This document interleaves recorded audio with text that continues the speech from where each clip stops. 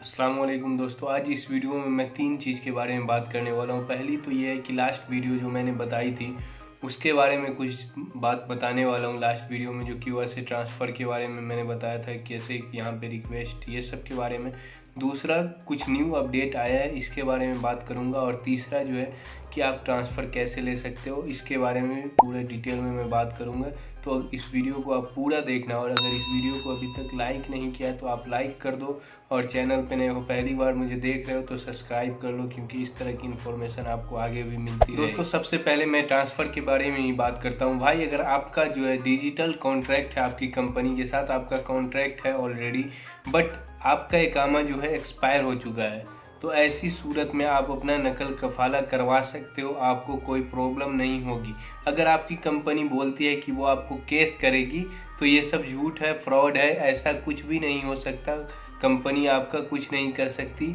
जैसे ही आपका इकामा एक्सपायर हो जाता है, उसके 3 दिन बाद आप अपना नकल कफाला किसी भी कंपनी में करवा सकते हो, कोई प्रॉब्लम नहीं होने वाली है। तो दोस्तों, उल्टा आप ही अपनी कंपनी पे केस कर सकते हो। इस सूरत में क्या आपकी वो एंड ऑफ सर्विस जो बेनिफिट होती है आपको, जो जैसे ही आप जाते हो कंपनी से पूरा हिसाब करने पे, अगर वो पैसा आपकी कंपनी नहीं दे रही है, या फिर आपकी 1-2 महीने की सैलरी वो रोक के रखा है, तो आपको यहाँ पे मकतबल अमल में जाना होगा, और जाकर वहाँ पे आप केस कर सकते हो कि आपके साथ ऐसा हो रहा है कि आपको पैसा नहीं दिया जा रहा है। तो यहीं ये बात ख़त्म हो जाती है। आप अपना कफ़ाला आराम से करवा सकते हो। सऊदी हुकूमत आपको कुछ नहीं बोलने वाली है। जैसे ही आपका इकामा एक्सपायर हो जाता है, इसके बाद आप आराम से करवा सकते हो। तो फर्स्ट बात ये हो गई कि जैसे ही आपका इकामा एक्सपायर हुए 3 दिन हो जाता है, आप आराम से अपना कफ़ाला करवा सकते हो।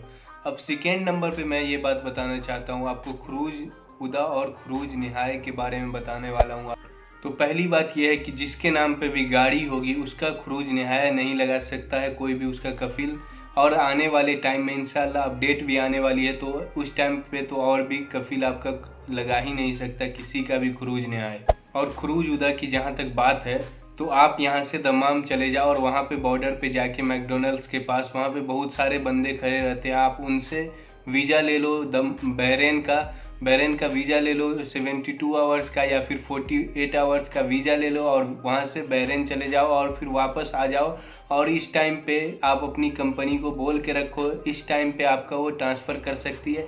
ऐसी सूरत में बस आपकी कंपनी जो है क्विक एंड फास्ट रिस्पॉन्स करे आपका, तो इस सूरत में आपका ट्रांसफ़र हो जाएगा और आपका ये खरूजुदा भी ख़त्म हो जाएगा। लेकिन इसमें भी कुछ अपडेट आने वाली है, जो आने के बाद आपकी कंपनी आपका खरूजुदा लगा ही नहीं सकती है। तो दोस्तों, अब आती है बात कि pending for current employ to approved. ये वाला जो है, ये तो ऑलरेडी मैंने बताया है कि आपकी जैसे ही आप अपनी कंपनी का, जैसे वो कंपनी आपको कॉन्ट्रैक्ट भेजती है, तो आप कॉन्ट्रैक्ट को साइन नहीं करते हो, एक्सेप्ट नहीं करते हो, या फिर आप इग्नोर कर देते हो। और उसके बाद आप जैसे ही नई कंपनी में का कॉन्ट्रैक्ट साइन करते हो क्यूआ से, यानी कि कॉन्ट्रैक्ट को एक्सेप्ट करते हो, तो यहाँ पे पेंडिंग आ जाता है।